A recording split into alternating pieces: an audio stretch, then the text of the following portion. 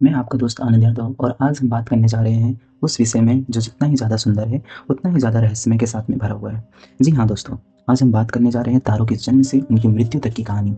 तो जैसा कि दोस्तों हम हर रोज़ रात को जब आसमान में देखते हैं तो आसमान में हमें अनगिनत तारे दिखाई देते हैं। लेकिन क्या आपने कभी सोचा कि आखिर यह तारे कैसे चमकते हैं और इनका जन्म कैसे हुआ? क्या कोई तारा कभी मरता है और इनको मरने के बाद आखिर क्या होता है? आखिर इस ब्रह्मांड में इतने अंधकार में यह किस तरह से चमक रहे हैं? तो इसी के विषय में आज हम संपूर्ण जानकारी ग्रहण करेंगे।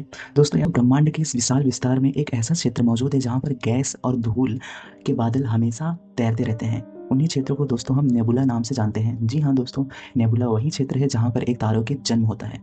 जब दोस्तों इन बादलों के भीतर जब गुरुत्वाकर्षण की ताकत बढ़ती है और काम करना शुरू करती है, तब यहाँ दोस्तों यह गैस को अंदर की ओर खींचने लगती है।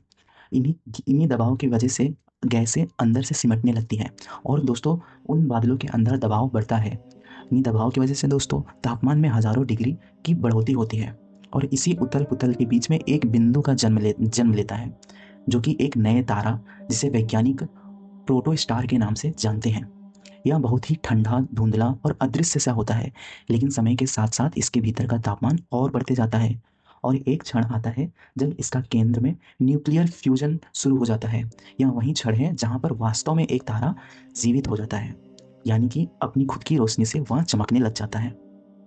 जन्म के बाद तारा एक लंबे और स्थिर चरण में प्रवेश करता है, जिसे मेन सीक्वेंस फेज कहा जाता है। इस अवस्था में तारा अपने जीवन का सबसे शांत और स्थिर दौर जीता है। गुरुत्वाकर्षण उसे भीतर की ओर खींचते हैं और अंदर हो रहे फ्यूजन की ऊर्जा उसे बाहर की ओर धकेलती है। यह दोनों शक्तियां तारों को संतुलन में रखती हैं। यही कारण है कि तारे अरबों वर्ष तक बिना बदले चमकते रहते हैं।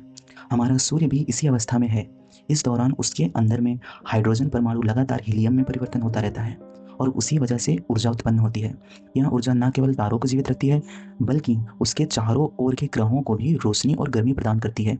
यही वह अवस्था है जहाँ जीवन संभव होता है। सूर्य अगर इस स्थिर अवस्था में ना होता तो पृथ्वी पर जीवन का कोई अस्तित्व नहीं होता। लेकिन हर जीवन की तरह एक तारे का भी जीवन भी सीमित होता है। जब उसके भीतर की हाइड्रोजन धीरे धीरे खत्म हो जाती है, तब तारा अस्थिर होने लगता है। फ्यूजन की प्रक्रिया कमजोर हो जाती है और गुरुत्वाकर्षण फिर से नियंत्रण पाने लगता है।